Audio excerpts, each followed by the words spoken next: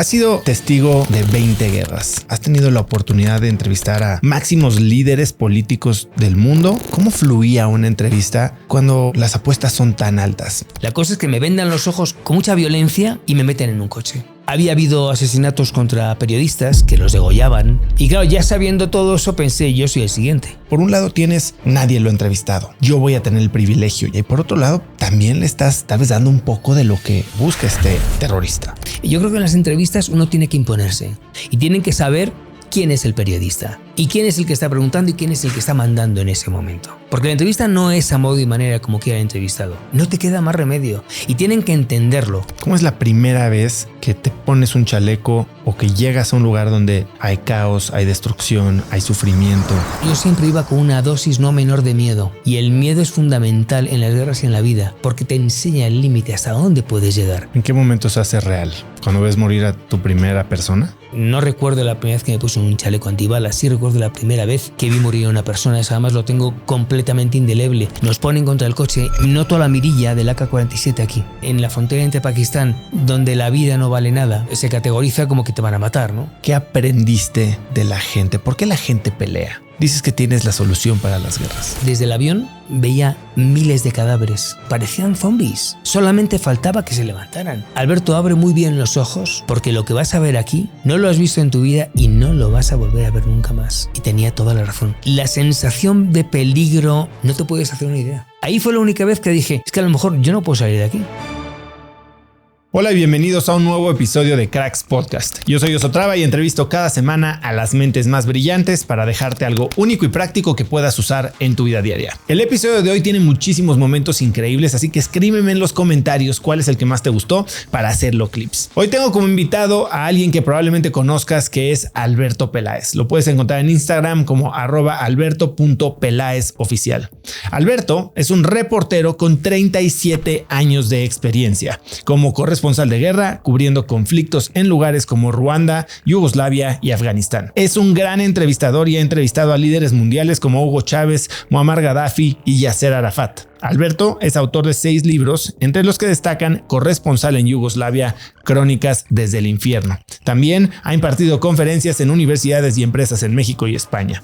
Es miembro de la Real Academia Mexicana de Historia desde 2021 y considera el periodismo un medio clave para contar las historias que construyen la historia. Hoy, Alberto y yo hablamos de guerra, de humanidad.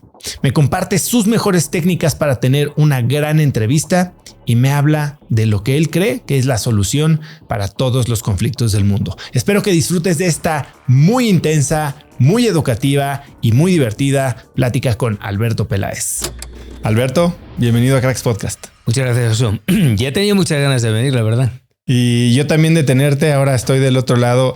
Tengo que decirte que la experiencia que hicimos en la cama con Alberto Peláez es de las cosas más extrañas que he tenido que hacer en esta nueva etapa de mi vida. No, lo entiendo, porque a mí cuando Mónica me dijo hace 2 años que íbamos a empezar a hacer un podcast entrevistando a gente famosa en la cama, imagínate cómo me quedé, ¿no?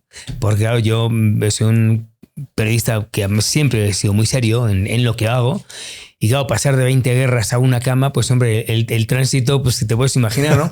Pero bueno, tú viste, el programa es un programa cuyo formato es un poco sui generis, es poco ortodoxo, pero dentro siempre de un toque de seriedad, ¿no? Este ejercicio de periodismo, yo solamente lo concibo desde la ortodoxia y desde la seriedad. Yo quedo muy sorprendido porque sí ha sido, yo creo que la entrevista más rápida en sentido de pregunta tras pregunta tras pregunta. No tenías una sola nota contigo. Quedé fascinado con tu capacidad de entrevistar y es algo de lo que quiero hablar mucho hoy. Creo que puedo aprender mucho de ti y de tus 40 años entrevistando a algunas de las personas probablemente más difíciles de entrevistar en el mundo. No solo por el contexto, sino por la persona también. Y quiero hablar mucho de eso, pero me gustaría arrancar preguntándote, ¿cómo fue doblar a Tom Hanks? No fue Tom Hanks. Fue el niño que estaba haciendo Tom Hanks. Yo tenía 17 años, creo. Claro, hubo una época, la gente no sabe, yo fui actor de doblaje. Y yo doblé la película Quiero ser mayor, creo que se dice aquí en México, ¿no? Y la verdad es que fíjate, a mí la experiencia del doblaje, porque fueron 10 años, a mí me ayudó mucho a entender y a interpretar la noticia. Si tú, cuando escuchas a un reportero, escuchas siempre más o menos el mismo tono. En mi caso no. En mi caso no es que yo esté interpretando como en el teatro la noticia, pero sí le doy unas inflexiones que no se suele dar. Y eso a mí me lo dio el doblaje. A mí me soltó mucho el micrófono como actor en aquel entonces y sobre todo como periodista, que siempre he sido. Y cuéntame, tú doblabas en las épocas. ¿Qué año fue esto? Año 81, 82. O sea, eran las épocas en las que el doblaje español sí era un doblaje bastante... No, era muy rudimentario. Simbólico. Era muy rudimentario. Bueno, tenías que aprenderte el papel, tenías unos takes, tenías enfrente no era un monitor, era una pantalla y te lo iban pasando 1 y 2 y 3 y había que repetirlo muchas veces. No es como hoy, es enormemente fácil. Lo he visto en mis hijos, en Joaquín, que es actor y ha doblado alguna cosa. Y hoy es muy fácil doblar, la verdad, desde luego, siempre dentro de que son grandes profesionales, ¿no? Pero en aquel entonces los dobladores primero teníamos que tener una capacidad retentiva y luego teníamos que acoplar al muñeco y cuando tú estabas doblando, y había que hacerlo a la primera, porque si no había que repetir todo el take y éramos muchos dentro de ese atril. Pero bueno, mira, te voy a contar una anécdota que me pasó en doblaje. En aquel entonces, las películas que se doblaban de español, películas españolas que querían doblarse en España, se ha doblado toda la vida. En parte por la dictadura de Franco. Parece que no, pero sí hay unos vasos comunicantes, porque en España siempre se protegió en tiempos de Franco el proteccionismo español. Y dentro de ese proteccionismo español estaba el español, el idioma español. Todo se doblaba. Bueno, total, que pagaban la convocatoria, que te llamaran, pagaban el doble cuando era una película en español o cuando era una película porno. Entonces un día, yo tenía 17 años, me llaman y me dicen, es una película en español. Bueno, total que yo voy. A Magna, me acuerdo perfectamente. Cuando llego a Magna, me llama Alberto Peláez. Entonces voy, abro la puerta de la sala. Me encuentro una escena de un joven que está penetrando a una señora de unos 40 años. Y me dice el director, ¿es el estudio? No, claro, evidentemente. O sea, yo era el que tenía que hacer el que estaba penetrando. Y me encuentro al lado a Celica Torcal, que fue una de las grandes actrices de doblaje español, que era íntima amiga de mi padre. Y entonces Celica era la que yo estaba penetrando en la película. Claro, tú imagínate, ha sido de las veces que peor lo he pasado de toda mi vida. Claro, toma, dale. Digo, Dios mío, por los clavos de Cristo. No, imagínate lo que fue eso. O sea, yo tenía 17 años. Pues si yo hubiera sabido que era una peli porno, no lo hubiera hecho. O sea, era la voz, claro. Pero yo luego lo contaba en casa y mi padre se moría de la risa en historias. Pero claro, cuando me ve Celica, me dice, hola guapo, ¿cómo estás? Digo, hola Celica. Y claro, yo pensando, tenemos que doblar esta escena en la que, claro, porque mi guión era toma, dame, dale, pasa, joder, no, lo pasé fatal. ¿Grabaste alguna otra? ¿Volviste a doblar porno? No. Hice películas de dibujos animados y eso. Pero bueno, la experiencia del doblaje a mí me vino muy bien, de verdad. Otra, creo que las grandes experiencias que tuviste y que creo que te formó ya más en el carácter de periodista que aún tienes, fue tu experiencia trabajando directamente para uno de los grandes comunicadores de México, Jacobo Zabludovsky. Cuéntame, ¿cómo fue trabajar con él? ¿Qué aprendiste de él? Yo diría que la pregunta más bien es ¿qué no aprendí de Jacobo? Jacobo era un hombre muy completo en todos los ámbitos de la vida. Era un hombre muy divertido. Era un hombre de una cultura extraordinaria. Sabía mucho de todo. Y Jacobo lo hacía desde la humildad. Por eso el éxito de Jacobo. Siendo una persona que tenía tanto poder, que tenía tal cantidad de... Además era un hombre que era muy un gran conversador. La humildad que ejercía Jacobo a la hora de estar con la gente era lo que más atrapaba al público, ¿no? De Jacobo aprendí primero todo eso que te estoy diciendo y luego aprendí sobre todo el olisquear la información, el el contrastar la información, el saber dónde tenía que tocar, el saber cómo tenía el tratamiento que tenía que darle a la noticia, porque Jacobo era un mago de la información y nos lo hizo a saber a todos los que trabajamos con él. Y para mí fue un enorme orgullo, porque además, fíjate, llegar en el año 85, yo era un chaval de 20 años, y llegar a una redacción que era la redacción de 24 horas, donde estaban los más importantes reporteros, primero el más importante reportero, que era Jacobo, porque era reportero, y luego grandes figuras del reportaje como Fernando Alcalá, como Félix Cortés Camarillo, Rita Ganem, de la que aprendí mucho de economía cuando yo no tenía ni la más remota idea, pero ella desmenuzaba la economía como si fuera un axioma: 2 y 2 son 4.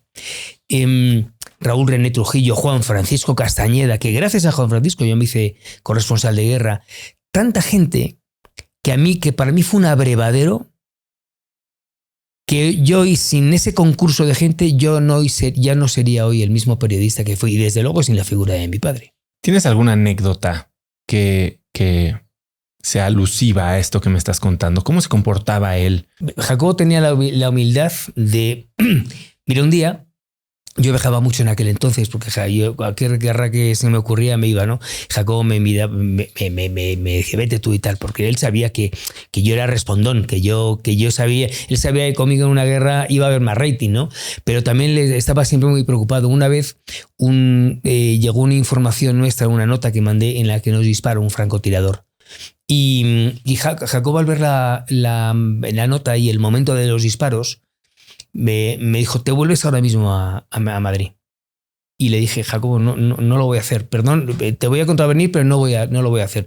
Me quedé un mes entero y Jacobo lo pasó muy mal. Y en otra ocasión yo había ido a Argelia, a Tamanrasset, al sur de Argelia, que es la llave del Sahara y del Sahel.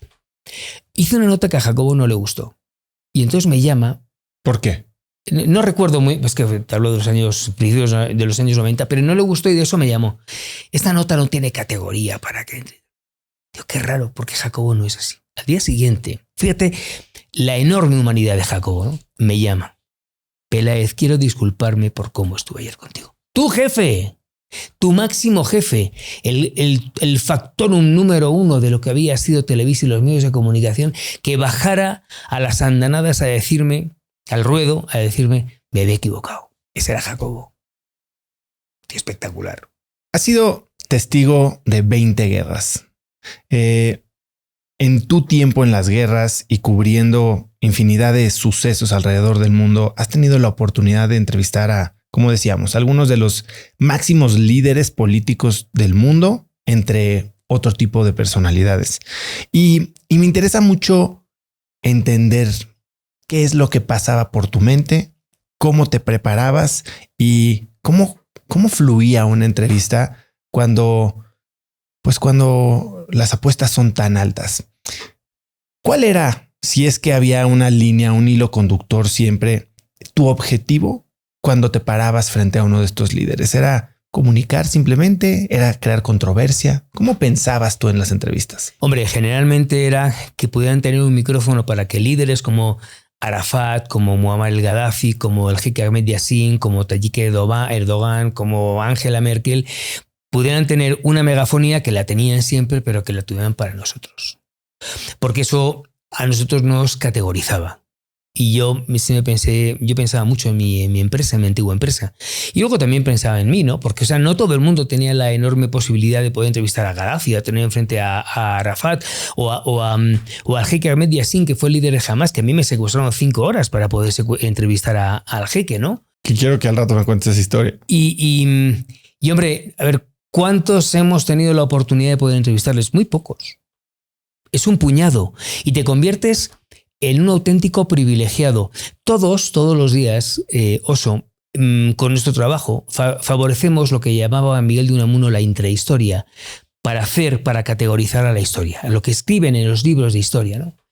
Pero el trabajo de los periodistas, somos el vehículo entre esa intrahistoria y esa historia. Y cuando además tienes la suerte de estar en una guerra, en un conflicto bélico, delante de un tipo como Erdogan, o de poder contar qué es lo que está pasando en tu país, en tu continente, hombre, con eso yo ya me doy por bien pagado.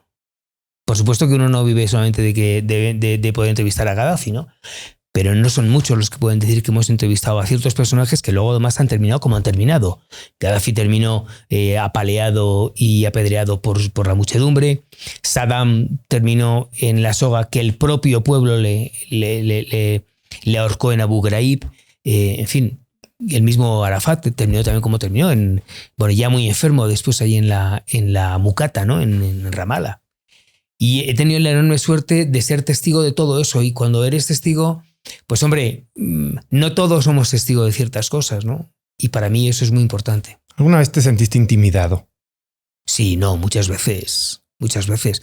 El día que entrevisté a Ahmed Yassin, fue mucho más que una intimidación. Intimidación pudo haber sido cuando entrevisté a Gaddafi, que era un personaje muy altanero, muy arrogante, y había cierta intimidación. En algunos momentos en Israel también, en las guerras, por supuesto, en Afganistán. Pero lo que pasó con Yassin no fue una intimidación, fue un secuestro disfrazado de que no querían que yo supiera dónde estaba Yassin, que fue el líder de Hamas. Cuéntame cómo sucedió eso. Habíamos estado nos había tocado en la guerra del Pérsico, en la segunda, en el 2002, 2003, 2004. Nos toca Israel, pero en Israel no estaba pasando gran cosa. Habían hecho un cerco informativo, cada uno estaba en un sitio, y yo quería ir a Irak. Pero en Irak no podías entrar, estaba ahí Lalo y ya pues no podíamos ir, ¿no? Entonces me mandan a Israel porque había estado muchas veces y conozco muy bien la situación de Israel y de Gaza y Cisjordania y los territorios ocupados o no ocupados, depende de quién lo diga, ¿no? Y entonces un día yo estaba con Charlie, que era mi traductor y mi fixer, que era árabe israelí. Entonces Charlie tenía mucha posibilidad de poder entrar y salir. Porque además luego el tío tenía... Dime. Tu fixer, ¿qué significa un fixer? El guía, el fixer, es un poco el guía que tienes, ¿no? Que hace de traductor, de conductor, de todo esto, ¿no? Bueno, total, que que tenía mucho don de gentes me dice, oye, ¿por qué no entrevistamos al jeque Ahmed Yassin? Que era el líder, él crea Hamas en el año 87, con otros más, pero la gran cabeza es él, ¿no? Y le digo, ¿tú le conoces? Y dice, yo no, pero conozco un amigo de otro amigo, no sé quién, que sí las conoce. Y digo, entiendo que él no va por delante, pero bueno, pues vamos a ver. Al día siguiente llega Charlie, toca la puerta de la habitación a las 7 de la mañana. Oye, que tenemos la entrevista con Yassin.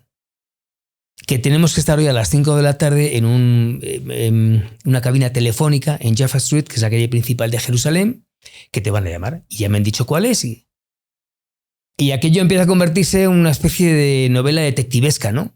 Total, que llego a las 5 menos 5 y empezaban a sudarme las manos porque, digo, primero no van a llamar. Y luego además, ¿sabes qué pasa? Que pasaba el tiempo y yo sabía quién era Yassin. Yassin era el señor que le decía, un señor anciano venerable con una túnica blanca, iba en una silla de ruedas, con una voz prácticamente imperceptible, como si nunca hubiera matado una mosca. Y sin embargo, Yassin... era el hombre que le decía a los chavales de 16, 17, 18 años, mañana tú y tú os vais a poner un cinturón de explosivos y os vais a detonar en tal café en Tel Aviv o en tal café de Haifa o en tal café de Jerusalén. Ese era Yassin, que parecía que no había hecho nunca nada. Y me estaba empezando a arrepentir de darle voz a una persona de esas características, pero por otra parte entendía, joder, es que no lo he entrevistado prácticamente nadie, tengo que entrevistarle. ¿Cómo piensas en esto? ¿Dónde está? A lo largo de la plática de hoy tengo muchas preguntas alrededor de la línea moral, donde puedes intervenir o solo quedarte como un observador, donde pintas el juicio entre debo de darle voz o no. ¿Cómo pensabas en esto? O sea, por un lado tienes la zanahoria, nadie lo ha entrevistado, yo voy a tener el privilegio, yo voy a colgarme esa medalla. Y por otro lado, pues también le estás tal vez dando un poco de lo que busca terrorista. Hombre, lo que pasa es que yo también, en esa duda, en esa diatriba que uno siempre tiene, ganaba el entrevistarle, pero también por un motivo, más allá que fue un terrorista, porque luego he entrevistado a Arafat, fue otro terrorista, he entrevistado a muchos más, era importante que la gente supiera cómo pensaba él. incluso para no cometer los mismos errores, para que no haya más guerras. Yo siempre he dicho que yo sé cómo arreglar unas guerras, luego te lo contaré. Pero es muy sencillo. Depende, claro, del ser humano. Y yo decía, bueno, es importante que la gente sepa con qué piensa este tío, qué piensa este señor. Y a las 5:03 seguía sin sonar el teléfono y yo pensé, digo, seguro que ni va a sonar, ¿no? Y a las 5:05 yo me iba y suena el teléfono. Y entonces descuelgo el teléfono y una persona con un acento muy árabe en inglés me dice, soy the painter, soy el pintor, mañana tiene que estar usted en el puesto de Eretz a las 7 de la mañana para que le recojan y le lleven a entrevistar al Rais. El puesto de Eretz ahora está muy... lamentablemente es muy famoso ahora porque es la parte norte de Gaza por donde uno entra y sale. Que el 7 de octubre, como ya sabemos, se va a cumplir dentro de unos días ese fatídico año, pues Hamás salió y entró por ahí, ¿no? Bueno, total que dejamos los pasaportes en una caserna blindada y vamos caminando Juan y yo. Hay como 200 metros como de tierra de nadie, hay mucha explosión y muchos tiros y, en fin, la bienvenida no es la mejor. Al llegar había unos coches de esos Mercedes de los años 50, amarillos, que están todo medio destartalados, y de repente no sé cómo fue todo tan rápido, aparecen 3 tipos. Yo cuando yo me di cuenta tenía 2 tíos encima y otros 2 encima de Juan, o no sé los que tenía Juan. La cosa es que me vendan los ojos con mucha violencia y me meten en un coche. Y entonces pensé, me han secuestrado. Y entonces rápidamente, parece mentira, como el cerebro como empieza a idear cosas y acordarse de muchas cosas en un lapso muy corto de tiempo. Entonces pensé, digo, esto ha sido Charlie, que era un colaboracionista de estos, y me ha traicionado. Es lo que pensé. Y entonces en ese momento mi angustia era tal que lo único que pensaba era cómo salir, cómo escaparme de ahí, ¿no? Porque ya en aquel entonces, en 2003 o 2004, no recuerdo bien, ya en aquel entonces había habido asesinatos contra periodistas que los degollaban, contra colegas míos, contra turistas. Empezaba esa veda. Y claro, ya sabiendo todo eso, pensé, yo soy el siguiente. Entonces mi angustia era terrible. Como yo conozco muy bien Gaza, porque he ido muchas veces, yo quería tener referencias de dónde estaba. Entonces no tenía referencias acústicas porque habían puesto un volumen a todo meter el volumen de la radio. Entre ellos había risotadas y muchas voces y no sabía dónde estaba. Y visuales no tenía porque estaba con los ojos vendados. Al cabo de unas 3 horas, calculo, el coche para y escucho al muecín llamando al rezo. Por lo que entendí que eran como las 11 aproximadamente. Y escucho los piélagos del mar, el oleaje del mar, que choca contra unas rocas o contra algo. Digo, estoy en algún sitio de alguna playa de Gaza, al lado de una mezquita. Pero esto era todo lo que tenía, ¿no? Y mi sensación de angustia iba cada vez en aumento. Y yo reconozco que es la vez que más miedo he pasado, pero estaba prácticamente descontrolado.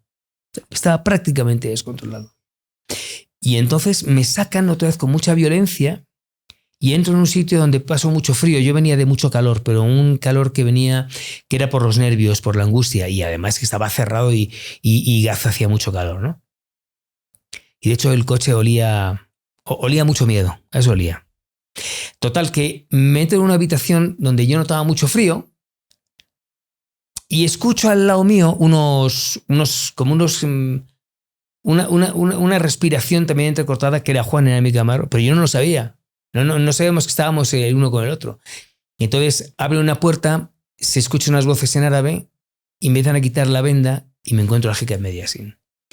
Lo que había pasado no había sido un secuestro, lo que había sido es que no querían que supieran en qué parte de Gaza estaba escondido, porque Ahmed Yassin era el líder número 1 de Hamás y era objetivo militar de Israel. De hecho, al año siguiente de entrevistarla, un misil lo mata y lo deja achicharrado a él y a otros muchos, ¿no?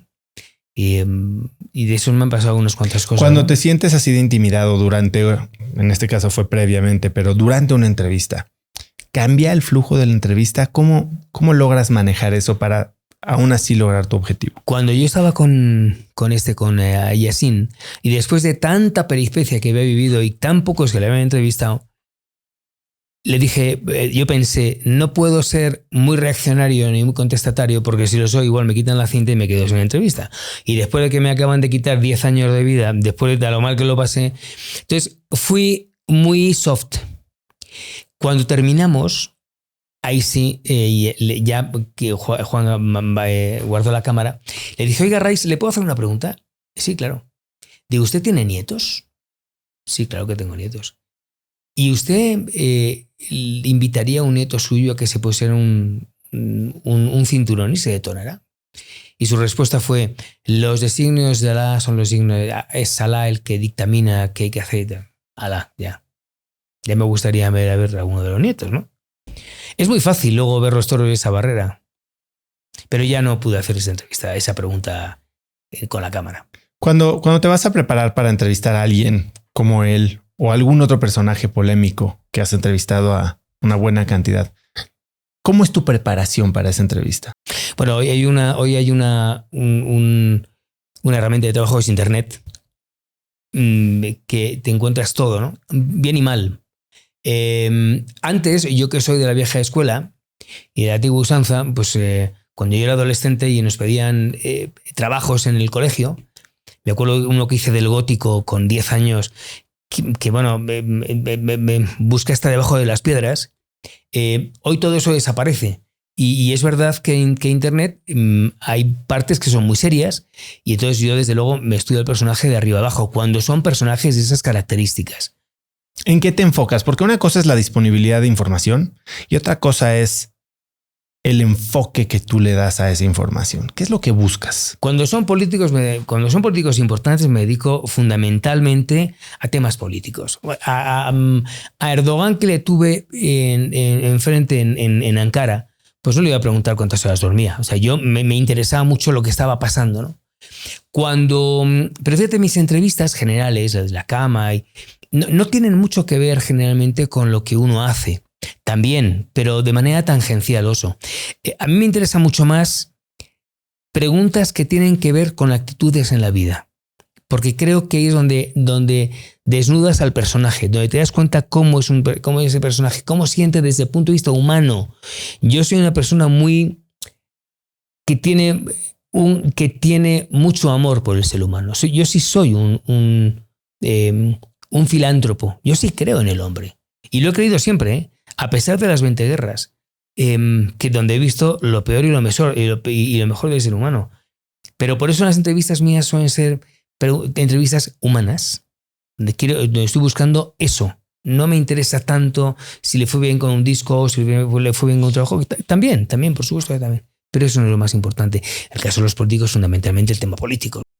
Ahora, los políticos normalmente traen, y no solo los políticos, ya muchos empresarios y artistas también tienen una agenda. Y por más que tú quieras hacer una pregunta, ellos traen el discurso que quieren dar y son evasivos. Y al final, no sé si viste el debate norteamericano ayer. Contestan lo que le quieren contestar, no responden la pregunta que se les hace. ¿Cómo o qué técnicas desarrollaste a lo largo de tu carrera para redirigir la entrevista hacia donde quieres? Yo generalmente cuando pasa este tipo de cosas, que suele pasar con relativa frecuencia, sobre todo los personajes que tú dices, ¿no? Empresarios, políticos, me gusta ser muy directo. Dígame sí o no, si es que esto no tiene más vuelta de hoja, no me venga usted a contar. Y pasa sobre todo con los políticos, ¿no? Esto es un tema binario, sí o no. Y me gusta mucho redirigir. Yo creo que en las entrevistas uno tiene que imponerse y tienen que saber quién es el periodista y quién es el que está preguntando y quién es el que está mandando en ese momento. Porque la entrevista no es a modo y manera como quiera el entrevistado.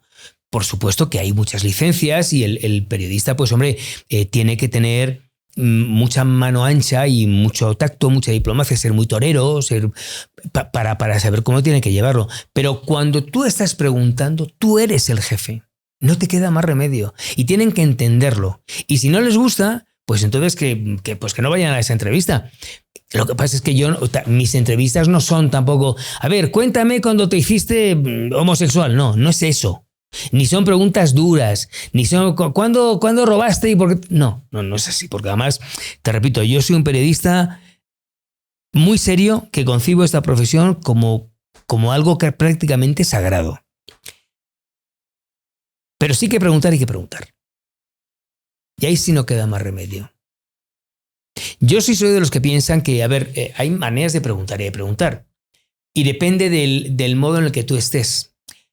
Tú puedes decir que un toro es un toro o un toro es un animal cuadrúpedo que tiene 2 orejas, rabo y cuernos, ¿no? Y tienes que saber cuándo tienes que preguntar por el toro diciendo que es un toro o que es ese cuadrúpedo, ¿no? Y eso te lo da la experiencia. Los años, cuando yo muchas veces entrevisto algo, pues a alguien, en cuanto empiezo a hablar con esta persona antes de empezar la entrevista, pues más o menos ya sé por dónde debo entrar. Y eso lo sabemos hacer los que hemos entrevistado toda la vida, los periodistas, los que nos dedicamos a eso.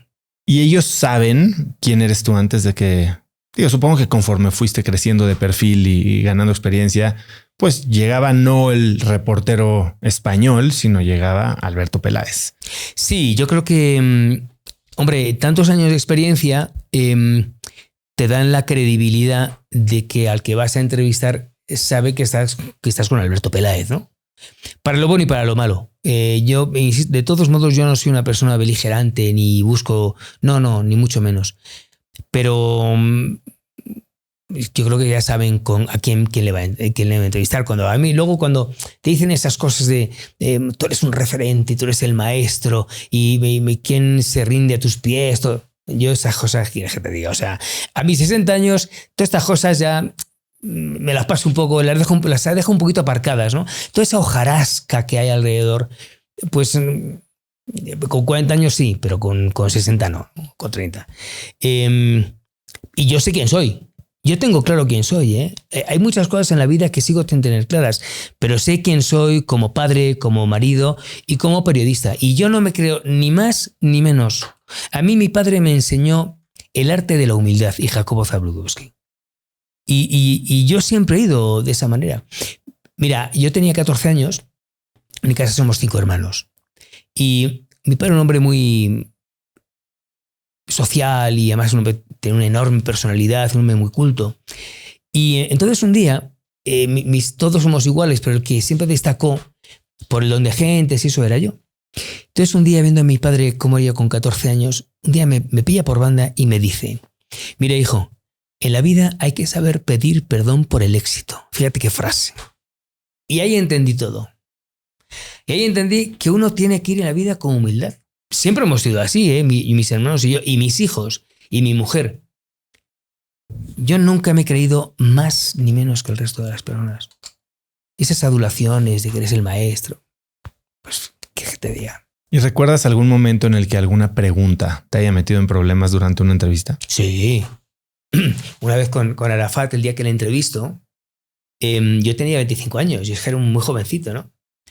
Y fíjate lo que hace esa falta de experiencia y ese arrojo, ¿no? El hombre de acción, el hedonista, con 25 años le entrevisto en un lugar escondido en Túnez a las 5 de la mañana. Nos dieron 50.000 vueltas para que la gente no supiera dónde estaba Arafat, que me cayó muy bien, muy bien. Y entonces yo le pregunto en un momento determinado, le digo: oiga, Rais, ¿y usted qué haría usted y la OLP, su partido, o su formación para ayudar al terrorismo de Saddam Hussein? Y el tío me mira de escorzo, con aquellos ojos, aquella mirada, y me dice: no se olvide que está usted hablando con el presidente de Palestina. Me quedo helado y vuelvo a hacerle la misma pregunta. Y vuelve a decirme lo mismo. Y se la vuelvo a preguntar por tercera vez. En las conferencias la pongo. Y entonces ya me dice, pero con una cara, dice: a este tío yo le mataba. El tío me dice: no se olvide que nosotros somos las víctimas. Y ahí terminó, ¿no? Luego no me dijo nada. Luego nos hicimos 50.000 fotos, estuvimos con él 1 hora y media hablando. Pero a mí ese momento, claro, imagínate, yo tenía 25 años, era un chavalín. Delante de un monstruo como Arafat, en un lugar perdido, porque yo no estaba ni en Madrid, ni en Valencia, ni en Sevilla, ni en Barcelona, no. Estaba en un pueblo perdido de Túnez. Era para estar acojonado, ¿eh? Y yo estaba acojonado. Pero fíjate, ahí se lo pregunté 3 veces, porque yo sabía, me tiene que decir esto. Me tiene que contestar a esto, ¿no? Que luego contesté lo que él quiso.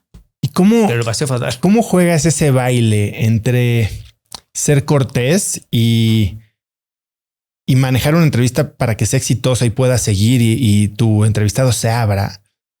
y tu meta de conseguir esas respuestas, ¿no? Las que sabes que necesitas. ¿Cómo sabes dónde presionar, dónde aflojar? Bueno, yo creo que los entrevistados siempre, especialmente en los últimos años, que es cuando ya tiene uno ese callo periodístico, ¿no? La gente está tranquila conmigo, la gente se confía. La gente tiene confianza en mí. A mí ese es un punto en el que digo, yo puedo, hasta este punto puedo hacer sangre, no puedo hacer más sangre. Que tampoco se trata de hacer sangre en las entrevistas, o sea, se trata de que te respondan lo que crees que deben de responder, ¿no? Pero es verdad que la gente confía en mí porque creo que soy una persona confiable. Sí, siempre lo he creído. Al ser buena gente, porque lo digo siempre, soy muy buena gente, creo que puedo ser una persona confiable. La gente se abre conmigo también por eso, ¿no? Por esa confianza que tienen. Y eso es un punto que te has ganado y que lo tienes que saber valorar y que lo tienes que seguir teniendo. Y por lo tanto, tienes que ser duro hasta donde crees que puedes ser. Porque si no vas a traicionar todo lo que ellos piensan de ti y no te vuelven a dar más entrevistas. ¿Y cómo generas este rapport, esta confianza al inicio de una entrevista con alguien que tú tienes plenamente estudiado o estudiada, pero ellos no te conocen tan bien? Bueno, depende. Cuando yo trabajaba en Televisa, era aquí te pillo, aquí te mato, porque querían 5 notas diarias y no había tiempo ni para decir prácticamente buenos días, ¿no? Salvo cuando había entrevistas muy importantes. Yo siempre he sido una persona que intento llegar antes a los sitios para conocer un poco al personaje y para que me conozca a mí. Para que vea que yo soy una persona, confiable y que no soy una persona de excesos arrogantes. ¿Y hay algo que haces para darle esa impresión? Bueno, yo empiezo a hablar con mucha naturalidad, como soy yo, Oso. Yo soy un tío muy natural y yo, como siempre, he desdeñado el boato y la arrogancia y la altanería. No va conmigo, nunca fue conmigo. Entonces, es verdad que la gente se abre con mucha facilidad porque me creo que soy un tío muy normal, muy accesible, que no soy el señor ese de la tele que cruza los brazos, ¿no? Que soy una persona completamente normal y eso les genera mucha confianza. Y ha sucedido que algunos de tus entrevistados, no sé si con Yasser Arafat, pero a mí me pasa que muchas de las personas que vienen y con las que sostengo una conversación de 2 horas, terminamos haciendo una relación que va mucho más allá de la entrevista. ¿Te sucedió algo así? Sí. ¿Con quién? Bueno, mira, ahora con las entrevistas de la cama, como son unas entrevistas muy... Pues bueno, tú lo has vivido, ¿no? Son muy agradables. Además está Mónica, están mis hijos y está la perra, está Olimpia. Pues Sí está. Sí, que es una perra preciosa, la verdad. Pues la verdad es que debo decirte que todo eso, esa simbiosis de la familia, pues hace un poco que al final pues te haces amigo de la gente, ¿no? Por ejemplo, Mariana Seoane, que es una tía estupenda, nos hemos enamorado de ella todos, ¿no? Por lo que todos nos enamoramos de los diferentes personajes por los que aparecen, ¿no? Y con algunos hemos hecho una buena relación, con Marifer Centeno, a la que amo, con tantos más, ¿no? Y en un contexto más como de tu carrera pasada. Entiendo, estas entrevistas de la cama son mucho más cercanas y más ligeras. Cuando estabas entrevistando a algunos de los líderes, tanto de Latinoamérica como de Europa, ¿hubo alguien con quien hicieras un clic especial? Sí, pero no, yo ahí en ese tipo de temas, yo siempre he querido estar donde estoy. Tampoco acercarte demasiado al político, porque mira, los políticos generalmente aquí en España y en el Congo, Leopoldville, cuando les haces falta, bueno, te buscan por todos lados. Pero el día que no les haces falta, ¿quién es ese? No, ese es un periodista. Entonces no te hacen ni caso. Entonces no. Yo con algunos políticos no quiero saber nada. Entonces les entrevisto, adiós, que le vaya muy bien, buenas tardes. En tu preparación dices los estudio para arriba y para abajo, traes un claro objetivo, quieres o sabes o has planeado cómo manejar la entrevista para evitar que se descarrile. ¿Llegas con juicio a una entrevista? ¿Cómo mantienes la objetividad? Bueno, claro. Oye, a ver, ante todo uno es un ser humano y claro que puedes tener juicios y prejuicios. Y además creo que, como dicen aquí en México, se vale, ¿no? Pues todos somos seres humanos. Esto es un poco como el que es juez. Uno tiene que ser juez, no puede ser parte. Y aquí es un poco lo mismo. Uno tiene que ser periodista y tiene que ser lo más objetivo posible. Y no solamente en las entrevistas. Por ejemplo, en las guerras, Yo en la guerra de la antigua Yugoslavia estábamos mucho tiempo del lado croata porque era de los que nos hicimos amigos, pero había que ir al lado serbio y fuimos. Es verdad que fuimos menos porque no teníamos tantas conexiones, pero estuvimos con ellos, estuvimos con los bosnios, con el ejército de la Armilla, que eran musulmanes. Porque uno tiene que dar todas las... Un periodista se debe a eso y uno tiene que dar todas las aristas que hay. Y en ese aspecto siempre he intentado ser lo más objetivo posible dentro de una enorme subjetividad que tenemos todos. A ver, si vamos a una guerra ahora mismo y vas... Pues por supuesto que vas con el débil. Por lo menos desde el punto de vista moral, vas con el más débil. Cuando estaba yo en la guerra de Libia, pues claro que estábamos con los rebeldes, pero si los gadafistas eran unos tíos que iban machacando a la población de todas las maneras posibles y por haber. Hay una parte de ti que dices, no solamente... estoy con esta gente, sino que yo cogería también un cuchillo como porque iban con cuchillos y a lo mejor también les ayudaba. Pero uno ante todo es un periodista y tiene que ser lo más objetivo posible dentro de la subjetividad que todos tenemos. ¿Cómo fue tu primera guerra? ¿Cómo es la primera vez que te pones un chaleco o que llegas a un lugar donde hay balazos, hay caos, hay destrucción, hay sufrimiento? Duro, muy duro. Muy duro porque nunca piensas que es como en las películas y es mucho peor. Porque además el lente no está a las 24 horas del día prendido y aunque estuviera prendido no siente como el ser humano, no tiene alma. Y nosotros todos tenemos alma, ¿no? Entonces cuando te pones la liturgia de ponerte el chaleco antibalas y el casco, que lo haces además a toda velocidad, es una liturgia en la que dices, es que a lo mejor me entierran con esto, ¿no? Porque claro que puede pasar. Uno siempre piensa cuando están las guerras, mira, le pasó a Abel, el de la BBC, y al de la RAI, y al de la NBC, y nunca piensas que te pasa a ti. Como cuando eres joven. Cuando eres joven uno sabe que tiene las puertas del campo abiertas y piensas que nunca te pasa. Claro que te pasa. Por supuesto que te puede pasar. Y entonces uno tiene que ir siempre... Yo siempre iba con una dosis no menor de miedo. Y el miedo es fundamental en las guerras y en la vida, porque te enseña el límite, hasta dónde puedes llegar. Hay momentos en los que dices, no, hasta que a partir de aquí ya no. A mí esto me da demasiado miedo. Y esto sí me da que puedo no volver. Lo que pasa es que cuando uno tiene 30 años, pues claro, no es lo mismo cuando uno tiene 60. Yo recuerdo cuando tenía 30 años en la antigua Yugoslavia, en Sarajevo, yo llegué no a dormir, pero sí a dormitar en primeras líneas en costales. ¿Eso lo haría hoy? No. Por supuesto que no. En aquel entonces, claro, por eso, porque piensas que nunca te va a pasar nada a ti, hasta que te pasa, claro. ¿Cómo fue esa primera vez? Nárrame tu primer aterrizaje, vamos a llamarlo. Bueno, es que, a ver, no podría recordar el primero, pero sí de los primeros, ¿no? Sobre todo la guerra de la antigua Yugoslavia, en la que vas con un miedo atroz, en la que cada vez que te pones un chaleco, no recuerdo la primera vez que lo hice, pero sí recuerdo bien las guerras, cada vez que te pones el chaleco, vas un poco por la inercia del trabajo y no piensas ni en tu mujer, ni en Dios, ni en ese momento no, en ese momento piensas en hacer un buen trabajo. Pero es una sensación... Mire, yo eso lo comparo, Oso, con el torero cuando está en Toriles, antes de salir, que es esos momentos en los que uno se encomienda a Dios y dices, no, es que a lo mejor el toro me coge, porque es verdad que te puede coger, y aquí es un poco lo mismo. Pero una vez que empiezas a torear, se te quita el miedo, y una vez que empiezas a grabar y empiezas a filmar, ya no tienes miedo, incluso cuando están cayendo al lado tuyo explosiones, ¿no? Pero los momentos anteriores es terrible. Yo me acuerdo cuando me decía Jacobo, te vas a tal guerra, desde ese momento hasta que yo llegaba a la guerra, lo pasaba mal, no, lo siguiente. Esos momentos los recuerdo con una auténtica angustia, Oso.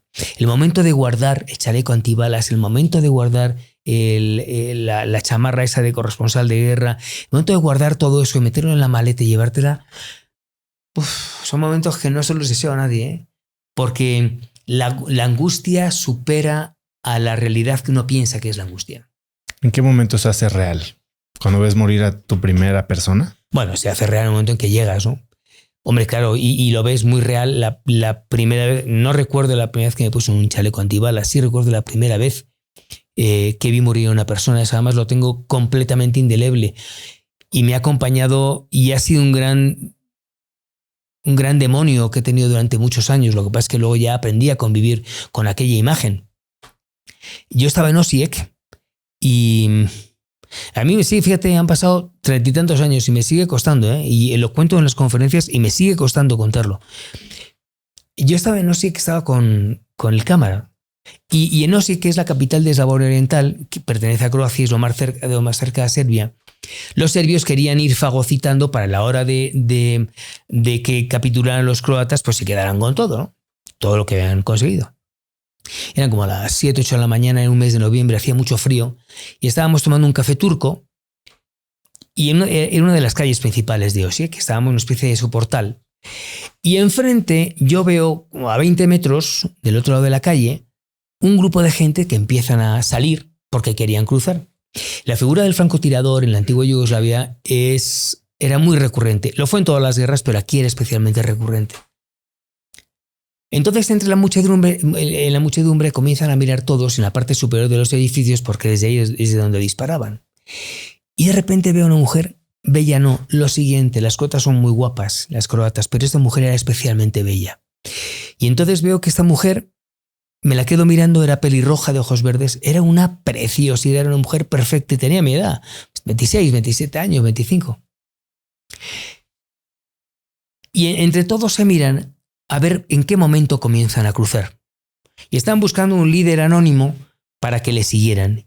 Y yo me quedo fijamente mirando en la mirada y los ojos de aquella mujer porque era bellísima. Y alguien empieza a caminar y todos le siguen. Cada paso que daba esa gente era un paso hacia la vida, un pasaporte hacia la vida. Y seguían caminando mirando hacia arriba. En lo que yo seguía mirando a esa mujer. Y siguen caminando y caminando. Yo seguía mirando a esa mujer. Y cuando quedan 3 metros escasos o 4, ya estaban muy cerca de llegar a la otra acera, se escuchan 2 detonaciones. Como yo estaba mirándola permanentemente a esa mujer, yo veo cómo le cambia perfectamente la cara el rictus. Deja de tener esos ojos verdes porque se le quedan en blanco. Y la cara de esa mujer, toda la expresión de esa mujer desaparece y se convulsiona, la cara se convulsiona y cae. 2 tiros, 2 balas le habían arrancado la cabeza en ese momento a esa criatura. Y entonces salimos rápidamente a socorrerla y empiezan a dispararnos a nosotros. El cuerpo de esa chica era el señuelo para poder disparar a más gente. El cadáver de esa mujer estuvo durante 10 y medio sin que nadie pudiera hacer nada. Esa imagen que yo viví, que para mí fue terrible, que la sigo recordando hoy, pero yo ya me he reconciliado con aquella imagen, me generó tal cantidad de angustia y tal cantidad de frustración de no haber podido ayudar a esa mujer que estuve toda la noche llorando sin dormir. Y al día siguiente dije, me voy a Madrid. Digo, esto ya no. Y dije, voy a llamar a Jacobo para que le explico la historia y seguro que me dice que sí. Y es cuando dije, a ver, ¿tú a qué has venido? ¿Tú has venido aquí a trabajar o a llorar? Y entonces decidí quedarme. Y estuve 2 meses más. Pero aquella imagen me ha llevado siempre. Siempre, Oso, siempre. ¿Se vuelve más fácil ver a gente morir? No, la muerte es el único acto junto con el nacimiento que es completamente unitario, intransferible y completamente personal. Uno puede estar con mucha más gente, pero uno se muere solo.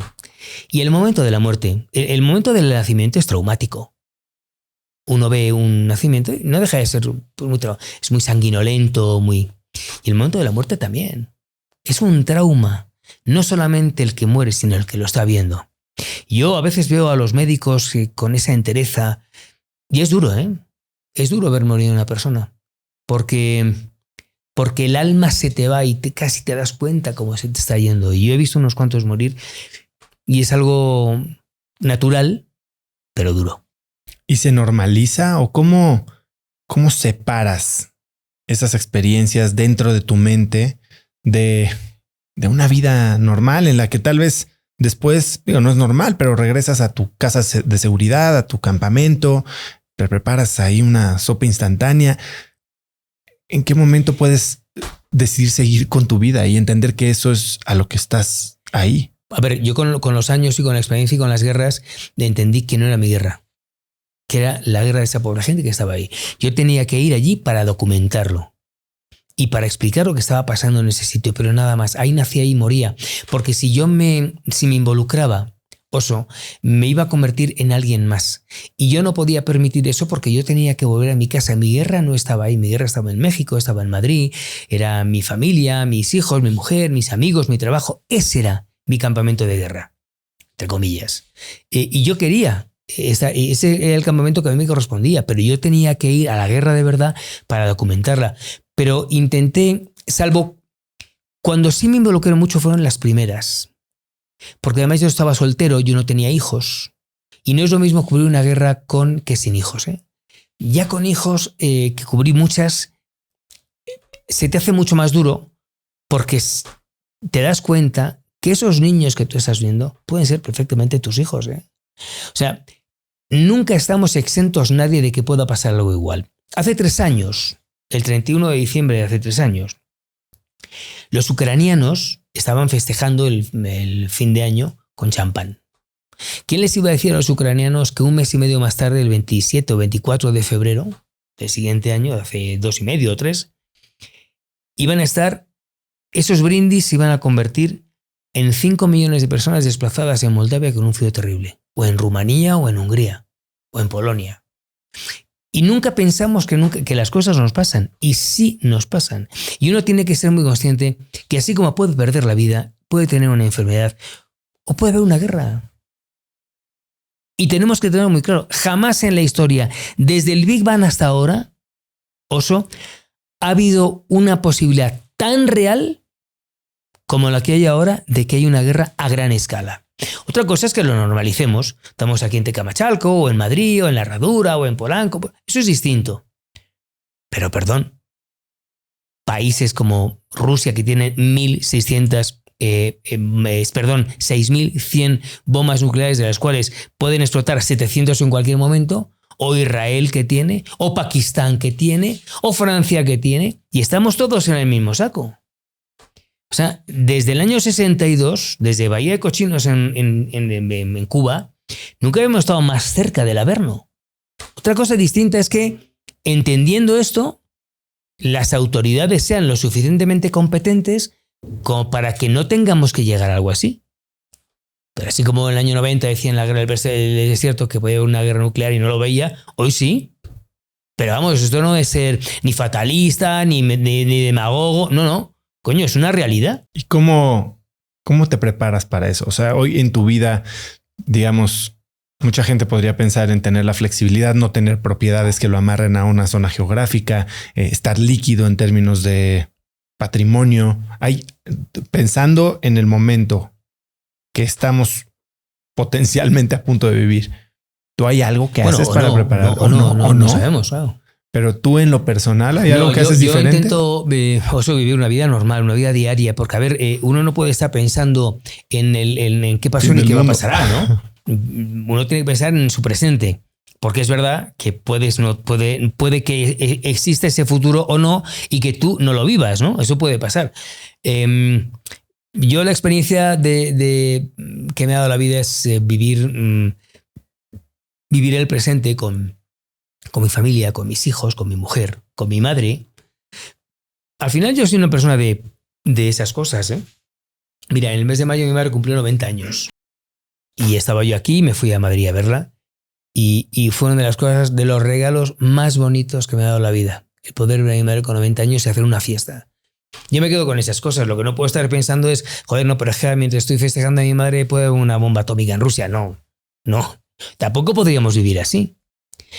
Pero sí tenemos que ser muy conscientes de lo que está pasando, eso sí. ¿Cuál fue el momento en el que más cerca de la muerte estuviste durante tus 20 años? Muchas veces. Muchas. Por ejemplo, cuento en las conferencias un día que me disparó un francotirador, que estuvo muy cerca. En Pakistán, en la frontera entre Pakistán e Irak, también justo en la frontera que queríamos pasar entre Pakistán y Afganistán. Queríamos pasar a Afganistán y estaba muy prohibido porque si los talibanes te pillaban te mataban directamente. Y yo le dije a Juan, ahí está Afganistán, entramos, hacemos un statement y nos vamos. Y cuando íbamos a entrar en la curva, nos encontramos a 3 tíos, 3 talibanes con una barba hasta aquí, 2 con una AK-47 y otro con un bazooka así, apuntándonos. Entonces para Abasi, el conductor que teníamos para en seco, y se acercan y nos sacan del coche con una violencia también, nos ponen contra la pared y contra el coche y ellos hablaban en Pashtun y le digo a Abasi, digo, ¿qué están diciendo? Dice, no sé, es que hablan en Pashtun, yo hablo urdu, es como hablar vasco y español o algo así, ¿no? Y entonces dice uno, money, entonces lo que querían era dinero. Y yo voy siempre sin dinero, yo voy siempre sin pasaporte, porque es que lo pierdo, o sea, por eso nada más. Y ese día tenía $200. Entonces los saco y se los doy. Cuando se los voy a entregar se me caen. Y al agacharme noto la mirilla del AK-47 aquí. Claro, esto en la frontera entre Pakistán, donde la vida no vale nada, pues se categoriza como que te van a matar, ¿no? Y fueron 2 minutos terribles porque entre ellos había risotadas. Y ya se fueron. Y fue un momento también muy duro, pero no sé, ha habido muchos más. Es que, a ver, cuando uno vive 20 guerras, Oso, y estás mínimo mes y medio en cada guerra, pues pasan muchas cosas. Ves lo peor del ser humano, ves lo mejor del ser humano. Hay partes muy divertidas. La guerra tiene una parte muy divertida, con compañeros y cosas que te pasan, ¿no? Y yo creo que uno tiene que vivirlo así, con esa plenitud de que han pasado cosas malas, pésimas, buenas, divertidas, muy buenas, porque ese es el verdadero del ser humano. Y por eso yo no soy rico ni mucho menos. Yo soy un señor que vive muy al día, pero sí soy rico en experiencias y en todo lo que he podido abrevar de los seres humanos. ¿Cuál fue la pérdida más sensible que viviste en lo personal estando en estos conflictos? Bueno, fuera de esos conflictos, la figura de mi padre, ¿no? Que yo tenía 25 años y mi padre para mí ha sido una figura toral en mi vida. Toral. Y yo le agradeceré siempre todo lo que hizo por mí y me siento muy orgulloso de ser hijo de Joaquín Peláez. En las guerras, bueno, hubo muchas pérdidas de compañeros y algunos eran grandes amigos. José Couso, que murió por un disparo de un misil estadounidense en el Hotel Palestina en Bagdad. Habíamos trabajado en Madrid muchas veces, José, y era un tío al que yo quería mucho y lamenté mucho su pérdida. Julio Fuentes, que ahí también fue terrible porque estábamos en Peshawar, en la parte norte de Pakistán, 15-16 de noviembre. Y el interés que teníamos todos los periodistas era ir y documentar lo que estaba pasando en Afganistán, no en Pakistán. Entonces estábamos todos medio borrachos tomando cerveza de Rawalpindi, que además es muy dura y muy pesada. Y alguien entra, estábamos varios periodistas y dice, acaba de capitular Kabul. Digo, coño, entonces se nos quita toda la borrachera y empezamos todos fuimos a buscar generadores, alimentos, víveres. Llamo a mi empresa, digo, oye, voy a esto. Ah, pues muy bien, muy bien. A las 3 de la mañana estábamos a punto de salir. Recibo una llamada de un teléfono satelital y me dicen, tú no vas. Digo, ¿por qué no? Si vamos un grupo de gente. Tú no vas. Te vas a Kandahar. Digo, pero ¿sabéis dónde está Kandahar? Si es imposible entrar y que además hay que cruzar todo Pakistán. Tú no vas. Juan y yo nos quedamos llorando mientras el convoy se iba, porque eran todos nuestros amigos. Estaban Marcelo y su mujer, que luego murió en Irak, estaba Julio Fuentes del Mundo, estaban los catalanes de TV3, estaban los de Telecinco, y pensé, vamos arropados y entramos en Kabul. Bueno, nos vamos a Quetta, la parte sur de Pakistán. Llegamos al disco hotel ese que tenía que ver una cosa, no faltaba más que el fantasma, ¿no? Y entonces, en la tarde, Juan me toca la puerta, acaban de matar a Julio Fuentes. En ese convoy. Y pasó lo siguiente. Iban los primeros, los de TV3, los catalanes. Y la productora, quedaban como 100 kilómetros, y empiezo a decir con la literalidad que me lo contaron. No puedo más, tengo que ir al baño, me estoy meando, no puedo más. Digo, no, espérate que nos quedan 50 kilómetros. No, que no puedo. Paran. para que hiciera su micción. Le pasa a Julio, le pasa a los de Telecinco, le pasa a Marcelo y su novia. Y a los 2 minutos escuchan un tiroteo, pa, pa, pa, pa, pa, y se ven todos los coches corriendo detrás. Los talibanes cogen a Julio y a su novia, le sacan del coche y los matan, los ejecutan. En ese convoy íbamos Juan y yo, y las deidades, o el destino, la suerte, todo junto, hizo que no estuviéramos. Es una de las muchas veces que nos han pasado cosas de esas características, ¿no? La suerte interviene siempre de manera determinante. ¿Y alguna vez dudaste sobre tu vocación como corresponsal? No. Son de las cosas que he tenido siempre clarísimas. Yo dudo sobre muchas cosas en la vida, pero no sobre mi profesión. Porque es lo que dices tú, es una vocación. Yo supe que quería ser periodista con 5 años. Aquí, hemos hablado mucho del Medio Oriente, ¿no? Pero has estado en África también. Y hace ya poco más de un año tuve la oportunidad de ir con Sharon Saga al Museo Memoria y Tolerancia, aquí, que es durísimo. Un gran lugar que creo que todo el mundo tiene que visitar. Y no creo que se pueda clasificar en cuál genocidio es peor que los otros, pero uno de los que más me impactó fue el de Ruanda, todo lo que pasó ahí. Y tú pasaste tiempo ahí y lo viste de primera mano. Sí, yo estuve como 3 meses. El genocidio de Ruanda fue espectacular. Eso sí fue durísimo. Porque, oye, los Hutus mataron a 1 millón de Tutsis en 3 meses. 1 millón. Y nadie de la comunidad internacional hizo nada. Por eso yo no creo ni en la ONU, ni en Naciones. No tengo, ni además no tengo ningún interés en creer, en todos ellos. Estos políticos de corbata que... No. ¿Cómo te fue? Cuéntame qué es lo que viste ahí. Bueno, fue terrible. Yo estaba en casa y esa noche yo había visto en un noticiero de televisión española cómo estaban una nota que era de un local, porque no podía entrar ni la prensa occidental, como una cámara graba a 100 metros como un Hutu destaza vivo a un Tutsi a base de machete. Así los mataban, así mataron a 1 millón. Y yo pensé, menos mal que no me han dicho nada, porque las imágenes eran de terror. Al día siguiente me llaman, ¿por qué no estás ya ahí? Bueno, no me habéis dicho nada. Total, que 36 horas más tarde yo estaba en Nairobi alquilamos porque no había un aeropuerto de estos de grava, de arena, y al día siguiente estaba yo ahí en Goma. Fíjate, la sensación que uno tiene cuando llega a Goma, yo desde el avión estaba viendo veía miles de cadáveres. Estábamos aterrizando y había miles de cadáveres apilados en unas carreteras de mala muerte y en la ciudad de Goma. Pero cuando te digo miles, es que eran miles. Y estaban todos destazados, parecían zombies. Solamente faltaba que se levantaran. Había tal cantidad de sangre, tal cantidad de podredumbre, el olor era tan putrefacto de toda la ciudad. El color de los cadáveres, porque llevaban semanas sin que nadie les enterraran, porque nadie les quería enterrar, porque aquello era un foco de infecciones, de virus y bacterias. Yo te definiría Goma en aquellos años como una película de zombies, de verdad, literal. Solamente faltaba que se levantaran.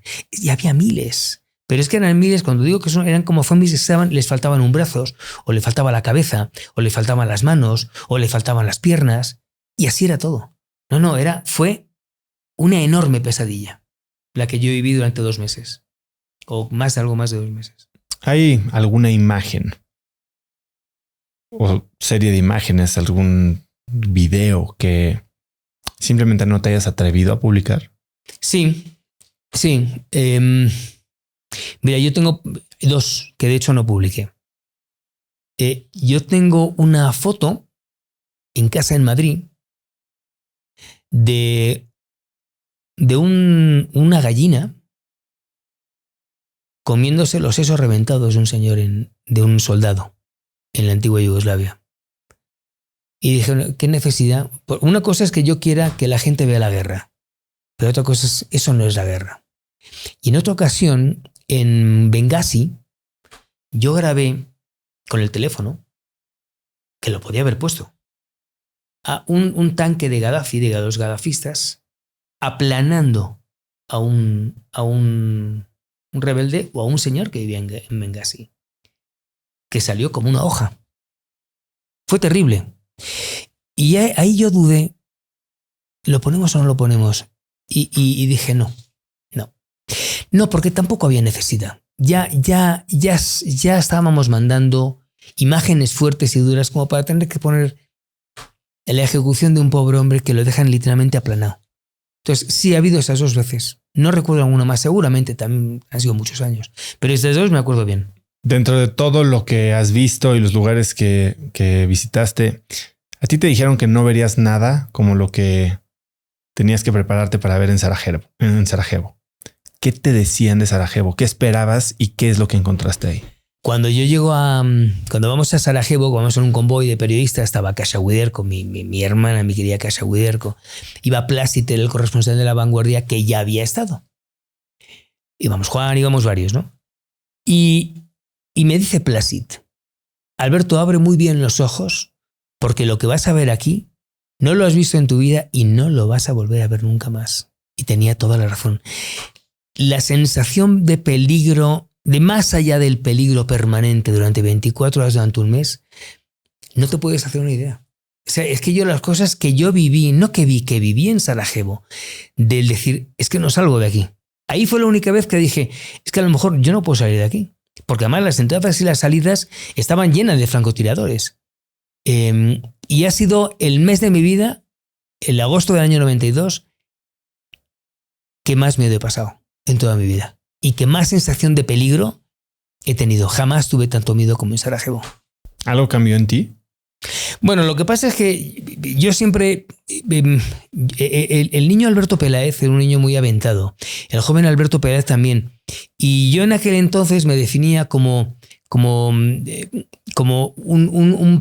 joven periodista, hedonista y hombre de acción, como eran Lorenz del Desierto, ¿no? Que para mí era un gran referente. Pero no, ya... al fin, uno se va sedimentando a través de la vida y a través de acrónicamente en la vida y de los años. Pues hombre, el pozo de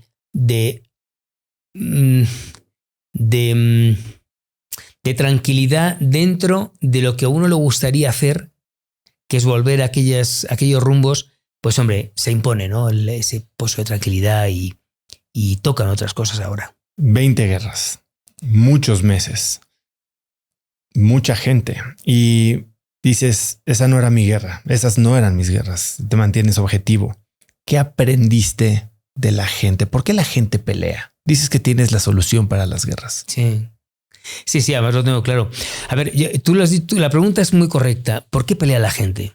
Desde el Big Bang hasta ahora, Oso, uno se ha luchado y ha matado y ha muerto por la religión. Los sarracenos mataban por Alá y los católicos y los cristianos mataban por Dios. Pero en la actualidad, hoy se sigue matando por Alá. Por la parte territorial, todos queremos fagocitar más y todos queremos más. Y esa tierra no es de ese señor, es mía. La parte de los intereses económicos, desde donde lo veas, son los más importantes. En la actualidad, Oso, conocemos 2 guerras, la de Ucrania y Rusia y la de Israel con Hamas y Hezbollah. Pero hay 54 más, en la actualidad, hoy. Hay 54 más, pero claro, ni sabemos ni nos interesa saber dónde está Sudán, ni Sudán del Sur, ni Guinea-Conakry, ni Liberia, ni Burkina Faso, ni algunas partes de Somalia. Y la gente sigue muriendo ahí. Para acabar con una guerra es fundamental la generosidad. Mira, las negociaciones, querido Oso, siempre se hicieron para perder. Tú eres un gran negociador. Uno en las negociaciones no pierde nunca porque todos tienen que ceder. Y en esa cesión en la que dices no me queda más remedio, te haces grande porque perdiendo ganas. Si una persona es generosa y tiene esas miras globales, cosmogónicas de Estado, ahí es cuando puedes ganar una guerra aunque la pierdas. ¿Qué pasó con Angela Merkel? que fue una gran estadista, la mejor que hemos tenido en los últimos años. Nunca nadie igualó, vamos, por supuesto, ni Pedro Sánchez, ya no, nada de esto, ¿no? Ni Macron, pero vamos, menos Pedro Sánchez, ¿no? Esta mujer entendió que había que abrir las puertas a más de 1 millón de sirios que querían salir porque el Estado Islámico los estaba matando. Y abrió las puertas, y antes abrió las puertas a turcos y kurdos. Y Alemania se llenó de ellos. Mientras el resto de sus coetáneos miraban para otro lado y se ponían de escorzo. Sabiendo incluso que iban a quebrantar el estado del bienestar de los alemanes, que es el más importante de todos los europeos. Y con esa valentía, sabiendo que podía perder las elecciones, dijo, no me queda más remedio, porque hay que tener altura de miras. Yo no soy ni pro israelí, ni pro Hamas, ni pro nada, ¿eh? Yo soy un periodista, puedo tener ciertas ideas, pero te hablo de este tema ahora. Ha habido 3 personajes en la historia de Israel que han sido grandes personajes en la historia de Israel. Isaac Rabin, Shimon Peres y Ehud Barak. Cuando Isaac Rabin se reúne, primero en la cumbre de Madrid, que no salió nada, que más la cubrí en el año 90. La cumbre de Oslo, en la que ya empiezan a decir, yo les voy a tener que ceder. Y en la cumbre de Camp David, cuando lo reúne Clinton a Arafat y él, le dice a Rabin, le doy todo, pídeme usted todo. Le va a dar todo y le dice Arafat, no, pero es que además también quiero esto. Ya no puedo darle más. Ya no le puedo dar más, le he dado todo. No me pide usted más. Se levantó Arafat y se marchó. ¿Cómo quedó Rabin? Como un traidor. ¿Y cómo terminó? Lo mataron. Y Shimon Peres y Ehud Barak, que tenían la misma escuela de Rabin y que entendían que no tenían más remedio que ceder, terminaron como 2 felones, como 2 traidores de la patria de Israel. Pero son los únicos personajes de la historia actuales, junto con Angela Merkel, que tuvieron esa catadura moral y esa mira cosmogónica de decir, tenemos que perder, tenemos que ceder. Es la única manera de que aquí tengamos una convivencia entre israelíes, palestinos, los sirios, los alemanes, etc. En esos políticos yo sí creo, en esos políticos. En este politiqueo doméstico, rancio, de micropolítica que se practica en Europa y en muchos lugares de América Latina, en eso. ¿Qué aprendes de la humanidad después de 20 guerras? Bueno, yo sigo, te lo decía al principio de la entrevista, yo sigo pensando que el hombre es bueno por naturaleza. Yo no puedo pensar, Oso, que el hombre sea malo para el hombre. No podría pensar eso. Soy más de Hobbes, menos de Hume. No. Es que si después de todo lo que he visto no creyera en el ser humano, entonces apaga y vámonos. Me haría un ermitaño, una anacoreta y me iría por ahí a los montes de Vizcaya a perderme todo el resto de mi vida, ¿no? Y no soy así. Yo quiero pensar que hay más bondad que maldad, mucha más. Ya te contaré de mi nuevo programa que se llama Expediente Peláez, que el primer capítulo va a tratar de eso, trató de la bondad y de la maldad.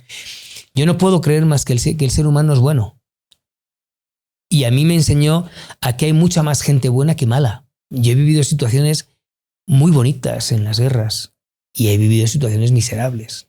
Muy bonitas. ¿Cómo cuál? Bonitas, por ejemplo, en Gaza, que es una zona completamente depauperada.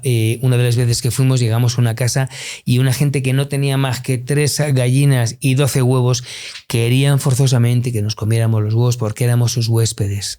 Cuando no tenían que comer esa gente. Y era hacerles un feo el no comernos aquellos huevos. Y sin embargo yo he conocido en las guerras a un compañero, a alguien, que me dijo que si me iba de caza con él porque habían pagado a un francotirador para que matara a una persona, ¿no? Entonces te encuentras este tipo ¿Perdón? Sí. O sea, como turismo bélico, vamos a decirlo. No, era un periodista. Por eso. Era portugués. No te digo. Era un periodista, pero estaba aprovechando su dinero. Oye, ¿te quieres ir conmigo de caza? Digo, ¿a dónde? Es que he dado pasta a este tío para. ¿Cómo que me estás contando? ¿Hasta dónde se puede perder los últimos vestigios de humanidad, Oso, para que hagas ese tipo de cosas? Entonces, he conocido lo malo, he conocido lo bueno, he conocido lo divertido, he conocido lo simpático, he conocido lo triste, he conocido todo, afortunadamente. Y dices que has sido inmensamente feliz en las guerras. Bueno, fuiste persiguiendo las guerras. ¿Qué te daba la guerra? Sí, yo siempre lo digo, yo he sido muy feliz en las guerras. Es un gran contrasentido, pero es verdad que he sido muy feliz en las guerras. A ver, yo siempre digo que yo soy un adicto, lo he dicho siempre.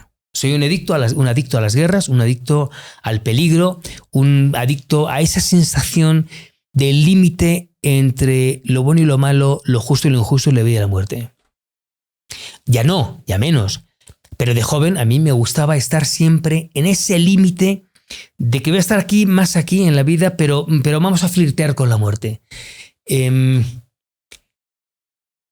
esa adicción que supone el peligro te va llevando a una más y otra y otra. Yo me acuerdo en una ocasión, salíamos de Bagdad, Juan y yo, y en el avión despegando, me acuerdo que le digo, oye, ¿a qué guerra vamos ahora? Y estábamos ideando la siguiente guerra y estábamos despegando. Porque es una sensación, pues como todas las sensaciones de adicción, sumamente reconfortante. Claro, con el tiempo no es lo mismo. Te digo, todo va pasando, todo va sedimentándose, ¿no? Es como los ríos, cuando él toca la última parte, que es cuando sedimenta todo el agua que va trayendo todos los pozos, pues es lo mismo. ¿La extrañas? Sí. Sí. Sí, pienso mucho en muchas cosas y hablo mucho con mi antiguo camarógrafo, con Juan, en España, y recordamos muchas cosas. Y aquí igual, también aquí con Jorge Pliego, bueno, Jorgito se nos fue, con Julio González, con Carlitos Loret, que estuvimos en varias guerras, siempre nos juntamos y contamos las mismas cosas. Y son los secretos del reportero, que a lo mejor a la gente pues no lo entiende, no le hace gracia, y nosotros lo pasamos muy bien. Yo me reúno siempre que hablo con Carlos o con Julio González o con el Camarón, es para contar las mismas cosas, ¿no? Que nos las hemos contado 700 veces y las 700 veces nos reímos. Ya me pone Carlos una cosa de... Me estaba entrevistando para mi programa nuevo, digo, esto es como una corcholata. Entonces me acordé de una anécdota que tuve yo con Carlos con una cosa de las... En fin, cosas de reporteros. Sí, me imagino que ha de ser un gremio con sus propios chistes locales, ¿no? Totalmente. Y sobre todo, no el gremio de reporteros, sino de reporteros de guerra. Totalmente. He estado en mesas con médicos que no entiendes el humor que manejan, ¿no? Yo me lo paso fenomenal. A mí me encanta reunirme con mis compañeros de guerra, porque es verdad que el lenguaje criptogramático que tenemos solamente lo entendemos nosotros, por eso es criptogramático, pero es sumamente divertido porque volver a recordar las anécdotas de las guerras es volver a vivir las guerras, es volver a vivir. No digo con esto que vivamos del pasado, ni Carlos Loret, ni Julio González, ni el Camarón, ni yo, no, ni Juanito Cobo, pero es no olvidar momentos sumamente especiales que solamente nosotros, Carlos, Julio, Juan, yo, vivimos. Y eso es un tesoro. Mira, estábamos en el año 90, una de las primeras guerras que yo cubro, que es la guerra del Kurdistán. Un día estaba yo con Michel, que era un reportero de TF1, la televisión francesa, y nos meten en una disque cantina, tenés que ver aquello, lleno de turcos. Abren una rampilla y nos metemos todos porque había muchos kurdos, que era prohibido hablar en kurdo ni cantar en kurdo. Y en la borrachera que teníamos, entonces empiezan a cantar canciones en kurdo, que eran completas. Era tan prohibido que si te veía un soldado, te metía en la cárcel directamente sin preguntar. Empezaron todos a cantar esas canciones en kurdo y nosotros les llevábamos a tararear con aquella borrachera terrible, ¿no? Me subo con Michel arriba a la azotea y vemos una luna sangrante, roja, plenilunio espectacular. Y nos quedamos mirando con aquellas cervezas y después de haber cantado con los kurdos, y me dice Michel, ¿ves, Alberto? Este es el secreto del reportero. Y es verdad, porque la gente no te va a entender ni lo vamos a contar. Lo contamos entre nosotros, pero uno tiene que vivir esa experiencia para que digan, coño, qué chulo fue aquella experiencia que vivió Michel y Alberto Peláez en el Kurdistán, en aquella azotea, en el pueblo de Akari, a 10 kilómetros de la frontera con Irak, en el año 90. Eso vale oro. Eso no se puede pagar. ¿Regresarías a la guerra? Has dicho que, bueno, cambia cuando tienes familia. Ciertamente ya no tienes los 25 años que tenías cuando empezaste. Pero ¿regresarías? Y si sí, ¿cómo lo harías diferente? La respuesta definitivamente sí. Pero lo haría de manera diferente. Está muy bien conducida la pregunta porque sí volvería, pero mira, cuando ahora ya no tengo el aparataje que tenía antes que te ayudaba a tu propia empresa, ¿no? Y ahora estoy solo. Para ir a una guerra hay que ir primero con dinero. ¿Por qué? Porque ¿cómo se usa el dinero en una guerra? Bueno, porque tienes que estar pagando al traductor. Tienes que pagar el hotel o el discotel, que un hotel que tiene Gebros, que son aquí peores que los que hay en el centro, y te cuesta $500. Y no puedes decir que no, o 1.000, o lo que quieran ellos, porque tienes que estar en algún sitio, tienes que estar cobijado en algún sitio. Entonces, el coche, la gasolina, el hotel, que todo se encarece mucho más, tu fixer, que tienes que sobornar mucho. No te queda más remedio. Si tú quieres entrar, ir a este sitio y tienes un checkpoint, y dicen, usted no entra. A menos que le des $300. Entonces sí entras. Y ahí no te queda más remedio, macho. Si tú quieres llegar ahí, que es donde está la movida, donde está la noticia, tienes que ir soltando pasta por todos lados. Entonces, uno tiene que ir con un dinero mínimo, tiene que ir con un aparataje en el que no estés, en el que te sientas acompañado, cuando es un cerco informativo o algo así, pero esto de ir hoy solo con un teléfono móvil a escuchar 2 tiros y a marcharme rápidamente, porque además yo soy de los que piensan, Oso, después de 20 guerras, yo si voy a una guerra la voy a cubrir de verdad. Yo no voy a meterme en un hotel, yo no voy a estar en una retaguardia, yo no voy a estar en otro país al lado del... No. Si yo voy, yo voy. Si no, no voy. Entonces, yo sí soy de los que piensan que una guerra se cubra como la cubríamos antes nosotros, y en los años 80 y en los años 70. Gente de verdad que mamó el periodismo de guerra, no lo de hoy. No digo que hoy no se cubra bien, digo que hoy se cubre de manera distinta y de manera mucho más tangencial. Pero el olor a la muerte, el olor de miedo en el cuerpo, eso muchos no lo viven hoy, que dicen que están en guerras. Y yo no hacía más que vivir eso. Esa es la diferencia. Dices que de la guerra aprendiste a no quejarte nunca, de nada. ¿Qué te dices en un mal día? ¿Qué te dices cuando las cosas no funcionan bien? ¿Qué te dices cuando...? Bueno, mira, ahora mismo, por ejemplo, no son días muy buenos, pero también entiendo que es lo que a uno le toca vivir. Mira, yo tengo salud. Y los que me rodean, creo que también. Eso... Como decían aquí en México, lo demás es lo de menos. De verdad. A mí nunca me imaginé que a mis 60 años tendría que reinventarme en el mundo digital. Pues lo que toca. ¿Es lo que yo deseaba? No. ¿Es lo que me gustaría haber hecho? No. ¿Tengo que estar mirando el dinero más que antes? Sí. ¿Y qué le voy a hacer? Me voy a quejar porque si yo me quejara, me pusiera a llorar. Y bueno, es que con esto consigo un puesto de trabajo que me va a dar $100.000 al día. Pero como no es el caso, pues tendré que seguir luchando. Oso, si es que no queda más remedio. Por eso yo no me quejo, yo acciono. Es verdad que soy una persona de acción y siempre he entendido la acción y el trabajo que van de la mano. Y yo no me arredro, yo no tengo posibilidad de arredrarme ante una ausencia de trabajo. No. Voy buscando y doy conferencias y tengo la radio y tengo varias cosas y saldrán muchas más cosas. Pero es un tema de paciencia y de no quejarse, de accionar. Algo de lo que llevas haciendo y que creo que te da mucha visión de lo que pasa en el mundo y sobre todo en la América Latina es, desde el 2000 participas en el foro de Biarritz. ¿Qué auguras para América Latina en la próxima década? Bueno, a ver, yo no soy Walter Mercado y entonces difícilmente puedo augurar. Pero tienes una visión. A ver, no son buenos tiempos. Mira, yo creo que el populismo es un gran mal. Y además el populismo va de la mano del nacionalismo. Y el populismo lo hemos visto en Estados Unidos y lo hemos visto en Venezuela y lo hemos visto, en fin, en Nicaragua y en tantos sitios, ¿no? Y yo creo que a veces vale más lo malo conocido que lo bueno por conocer.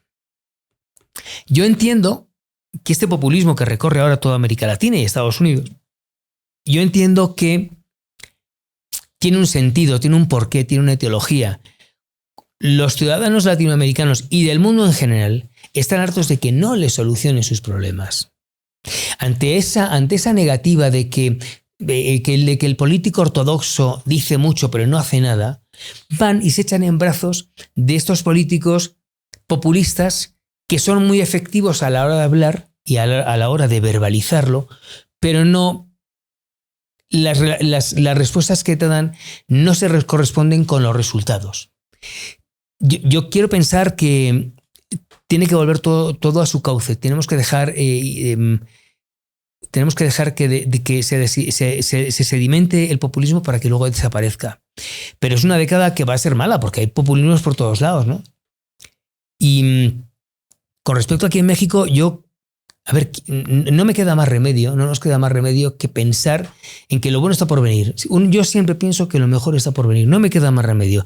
Más allá de todo este enorme problema que está creando la reforma judicial, que sí creo que es un gran problema. Pero habrá que ver cuando tome posesión la presidenta y habrá que darle ese margen de error y de gracia que se le da siempre de los 100 días, 120 días. Después de Navidades tenemos que sentarnos a hablar. Pero hombre, las primeras síntomas no son los mejores, ¿no? Pero hay que ver, queda muchísimo tiempo todavía. Ahora cuéntame del nuevo programa. Tuviste esta transformación, sales de tu antigua empresa después de 37 años, te empiezas a reinventar, sacas este programa En la Cama con Alberto Peláez, está en la segunda temporada, está empezando. ¿Empezaste tú? La empecé yo, gracias. ¿El sábado? ¿A qué hora se publican y en dónde esos programas? Es todos los sábados a las 8 de la tarde por Alberto Peláez TV. Y arrancaste tú a las 8 de la tarde el sábado pasado. Para que la gente entre, tus seguidores, lo vean y se afilien a mi canal también. ¿Y el nuevo programa? Cuéntame de él. Bueno, el nuevo programa Expediente Peláez no tiene nada que ver con la cama, es un poco la vuelta a mis orígenes periodísticos. De nuevo, la hacedora de todo esto es mi mujer, es Mónica, que se le ocurren todas las cosas. Tiene una capacidad de poder maquinar nuevos programas y nuevas ideas, que es espectacular. El año pasado estábamos un día en el hotel Mónica, Horacio Astudillo, Horacio de verdad es el más importante investigador del cáncer de América Latina. Y yo me jacto de ser su amigo porque es un gran sabio y un gran científico. Entonces estábamos los tres un día hablando y además queremos mucho a Horacio porque cuido a Mónica de algunas cosillas. Y entonces a Mónica se le ocurre la idea de Expediente Peláez y empieza a aportar ideas. Horacio Astudillo. Tiene un formato de televisión, es un formato que en España sería una tertulia. Aquí es un programa de análisis de varios expertos que analizamos temas de la vida actual que interesan mucho, pero de los que no solemos hablar. Como una mesa. Es una mesa. Es una mesa. Entonces, pero hablamos con expertos. Por ejemplo, este primero que ya ha salido, de la bondad y la maldad, en la que hablamos de lo que te decía antes. El hombre es bueno por naturaleza, es la sociedad la que le corrompe. El hombre es malo por naturaleza. Y aquí participan el hijo de Pablo Escobar. Yo creo que nadie mejor que el hijo de Pablo Escobar para decir qué es bueno y qué es malo. Alfred Sonnenfeld, que es el secretario particular del Papa Benedicto XVI, que es un gran teólogo, científico, catedrático, un hombre muy hecho intelectualmente, con un pozo realmente espectacular. Horacio, que me ayuda a conducir, Horacio Astudillo, que es ese gran... Pero hay genetistas en todas, genetistas, sociólogos, expertos de verdad, expertos muy profundos. Hay una sección que se llama We Are Back, pero no se escribe B-A-C-K, sino es B-A-C, que es Valentina, de Valentina Larraqui, Alberto, de Alberto Peláez y K, de Kasia Widerko, que son mis compañeras de cuando estábamos en nuestra anterior empresa, que ya nos van a contar en una pequeña sección de 10 minutos el tema en cuestión, cómo se vive en Roma, cómo se vive en París, es decir, cómo se vive en Europa, ¿no? Y hemos hecho ya 6, hemos hecho uno de la... vamos a hacer el que sale en estos días, algunos son 2 episodios, es sobre la inmortalidad cibernética, la inmortalidad natural, la biológica, los zombies. El zombie no existe, y está claro. Pero también lo abordamos porque, por ejemplo, no existen los zombies, es verdad, claro. Pero ¿quién dice que no pueden existir algún día? En Asia hay unas hormigas, las conoces, ¿no? Estas hormigas que se comen unos hongos, ese hongo hace que mueran, pero las despierta desde el punto de vista de los nervios y matan a las otras hormigas. Si eso existe, ¿por qué no podría existir aquí? Así, de ese tenor es este programa de Expediente Peláez. Estoy escribiendo 2 o 3 de la figura de Jesucristo. Llevo todo el verano estudiando a Jesucristo, pero a Jesucristo de verdad. no al Jesucristo que nos han vendido. Por ejemplo, Jesucristo tuvo varios hermanos. Yo quiero que nos hablen de la historia de los hermanos. Los apóstoles de Jesucristo terminaron todos muy mal porque fueron a contar la palabra de Dios, como si fueran, los apóstoles. Y cuando van a diferentes lugares, uno termina desollados, otros terminan en la cruz en forma de X, todos terminaron muy mal y solamente conocemos la figura de Jesús, pero no conocemos el destino y el final de aquellos apóstoles, ¿no? Tengo dos sobre la figura del diablo y los exorcismos. Es decir, vamos a abordar temas que a la gente le van a interesar. Tengo uno que también saldrá pronto, que es el tema de la inseguridad de los periodistas en México.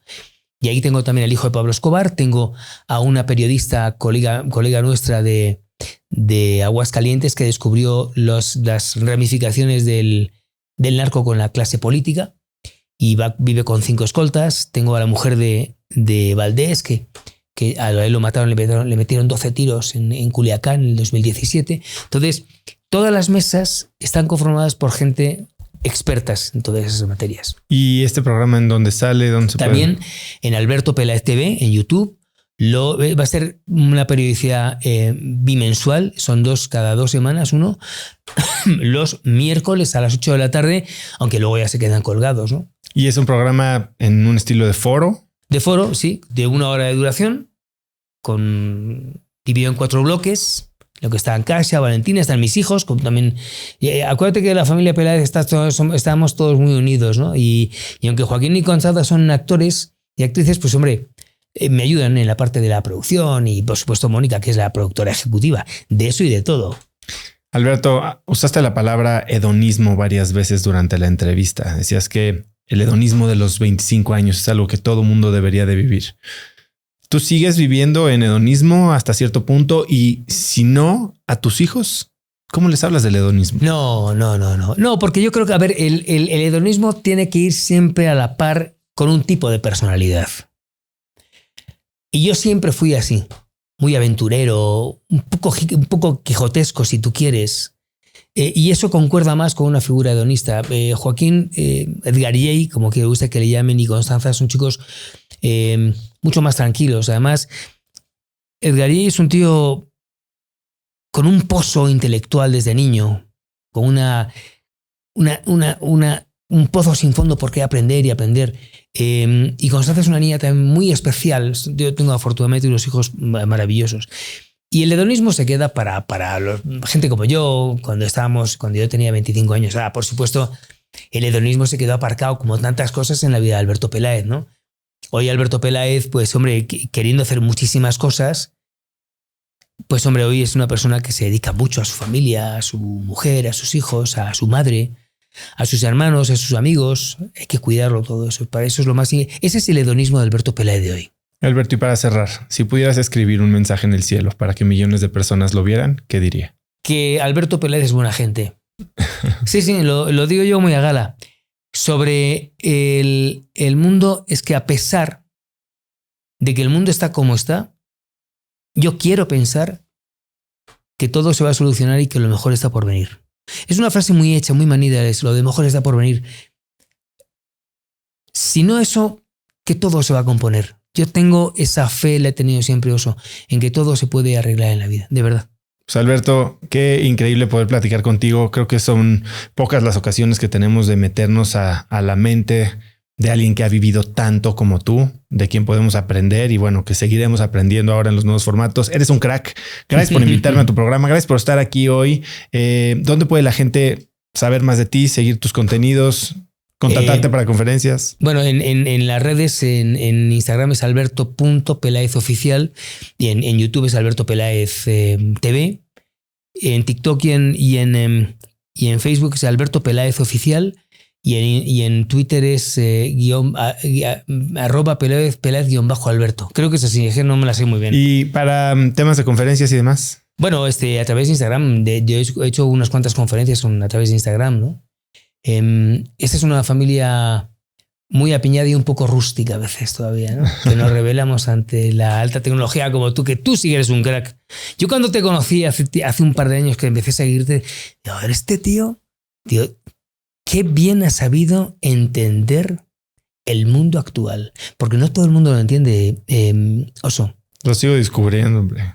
Ya bueno, lo sigues descubriendo, pero te has metido en un tren en el que todos tenemos que meternos tarde o temprano. Y no es fácil, ¿eh? No es fácil entender este mundo tan alocado y tan rápido.